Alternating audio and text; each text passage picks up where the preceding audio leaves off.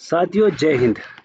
आज एक और नया नोटिफिकेशन जो कि पुलिस उप निरीक्षक एवं समक्ष पदों हेतु सीधी भर्ती 2025 भर्ती है उत्तर प्रदेश सरकार, उत्तर प्रदेश पुलिस, जो कि लखनऊ उत्तर प्रदेश में इसका हेडक्वार्टर है।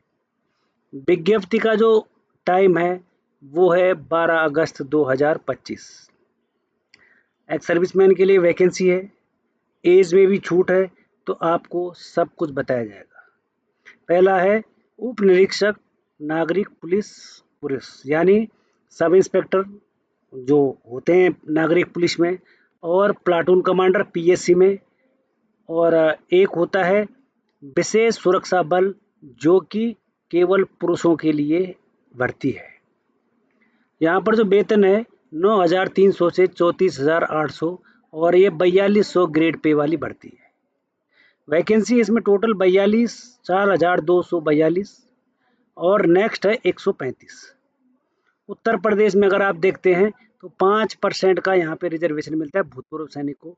तो इसके हिसाब से अगर ये टोटल ये वैकेंसी है तो इसके हिसाब से तो 200 के ऊपर बन रहा है एक्स सर्विसमैन के लिए वैकेंसी, क्योंकि अगर आप इसको 4,000 लगाते हैं तो 4,000 का 5% आप 200 मानेंगे और 135 का 6 पॉइंट कुछ बनता है, तो 7 यहाँ पर वैकेंसी हो जाएगी भूतपूर्व सैनिक के लिए।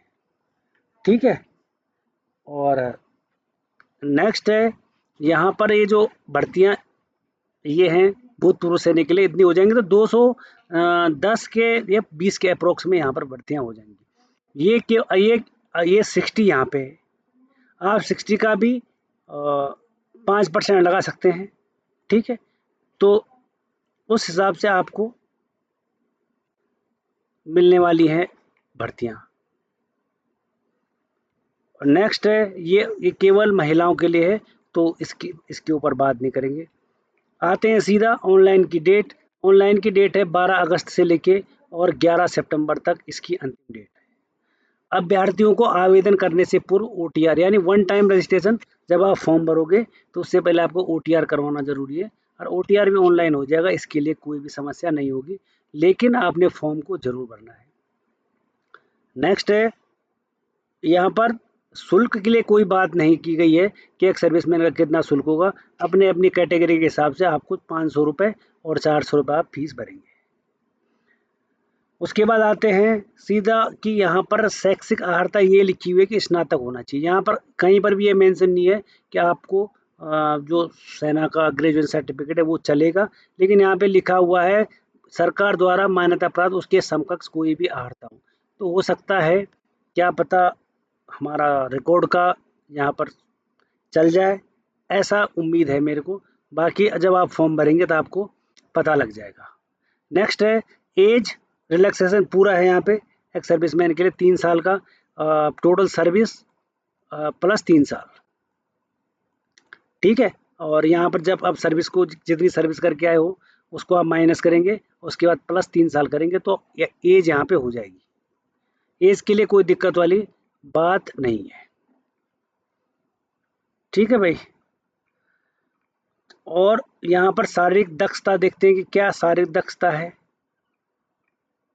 यहाँ पर सामान्य हिंदी है जो पेपर होगा वो होगा 40, संविधान यानी सामान्य ज्ञान होगा 40 क्वेश्चन होंगे।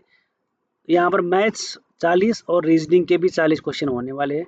टोटल 400 नंबर का पेपर होगा, और यहाँ पर प्रत्येक जो ये सेक्शन बने हुए हैं इसमें 35% अंक लाना बहुत ज़रूरी है, और 50% अंक प्राप्त करने में विफल रहने वाले अभ्यर्थियों यहाँ पर उनको फेल कर दिया जाएगा। यानी 400 का है तो जिसके 200 से नीचे आ जाएंगे वो वहाँ पे फेल माना जाएगा। 50% अंक प्राप्त करने में विफल रहने वाले अभ्यर्थियों को नहीं माना जाएगा। प्रत्येक में 35 लाने हैं और टोटल आपको 50 लाने होंगे। जो पेपर होगा वो OMR होगा। ठीक है, OMR यानी आप जिसमें गोले गोले भरते हो उस हिसाब से आपको पेपर होने वाला है। तो पेपर का समय है 2 घंटे यानी 120 मिनट होगा, और टोटल प्रश्नों की संख्या होगी 160। OMR मैंने आपको बता दिया है। आप इस वेबसाइट http मतलब uppbpb.government.in पर आप अपनी वेबसाइट पे प्रवेश पत्र या फॉर्म डाउनलोड कर सकते हैं। नॉर्मलाइजेशन इसमें होगा। अगर आप जब एग्ज़ाम देते हैं तो इसमें नॉर्मलाइज, क्योंकि एक ही पाली में पेपर नहीं होता, उत्तर प्रदेश में लोग फॉर्म बहुत भरते हैं, तो आपने भी ज़रूर भरना है। सब इंस्पेक्टर की भर्ती है, ठीक है। नेक्स्ट है, अगर मैं आपको आगे बताऊं तो आगे आपकी भर्ती हो जाएगी।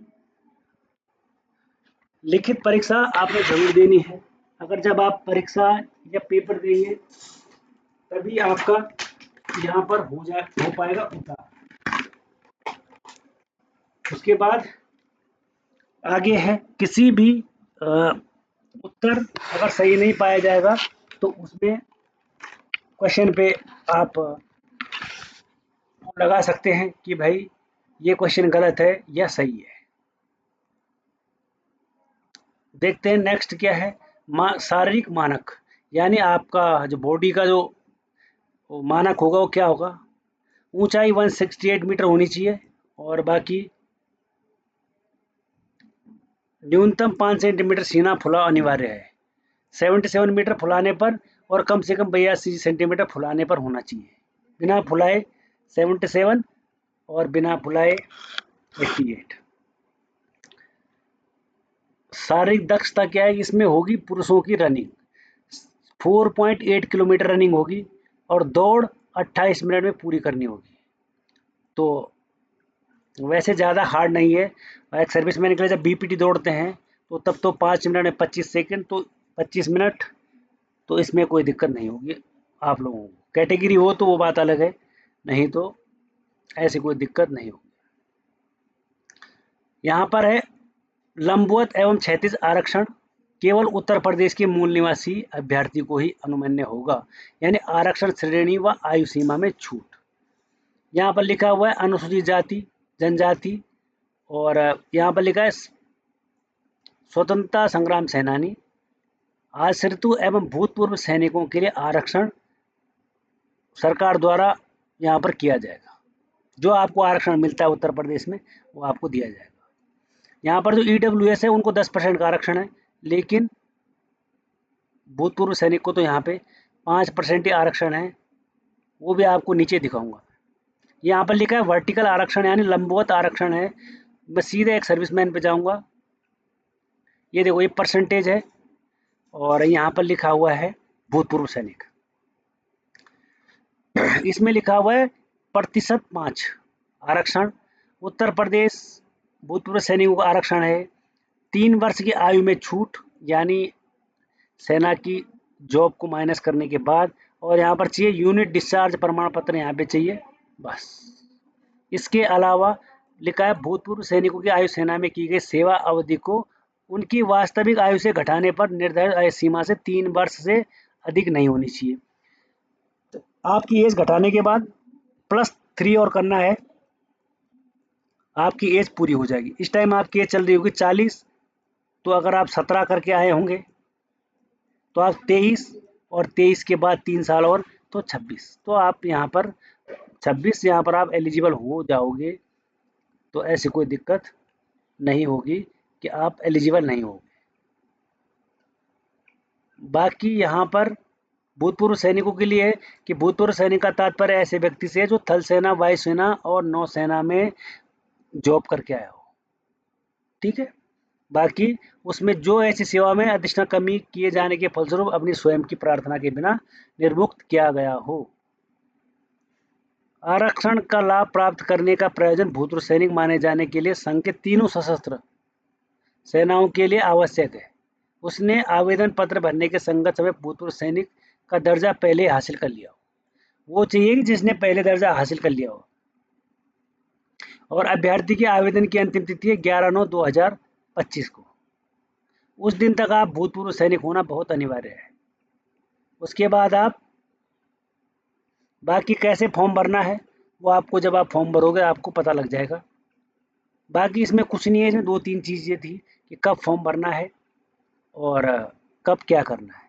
देखो हिंदी का जो सेक्शन है 40 क्वेश्चन मैंने आपको बता दिए हैं, और संविधान 40, मैथ्स 40 और रीजनिंग 40। हिंदी का सिलेबस यहाँ पर लिखा है व्याकरण हो गया, मौलिक ज्ञान, तत्सम, तद्भव, विलोम शब्द, पर्यायवाची, ये आपको हिंदी का सिलेबस है।